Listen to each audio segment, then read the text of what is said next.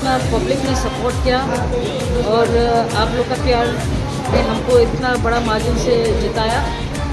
And I hope that we all will work together. हम लोग सब एक साथ काम करेंगे, त्रिपुरा को आगे बढ़ाएंगे। आपका प्यार और आशीर्वाद साथ में रहेगा तो हम आगे बढ़ते रहेंगे। बहुत बहुत धन्यवाद। नहीं, अपोजिशन के लिए तो बहुत सारे सपोर्ट है, इसी बारे में आपको क्या कहना है? ऑल इंडिया रिजल्ट के बारे में क्या बोलेंगे? यहाँ पे किसको लेना है?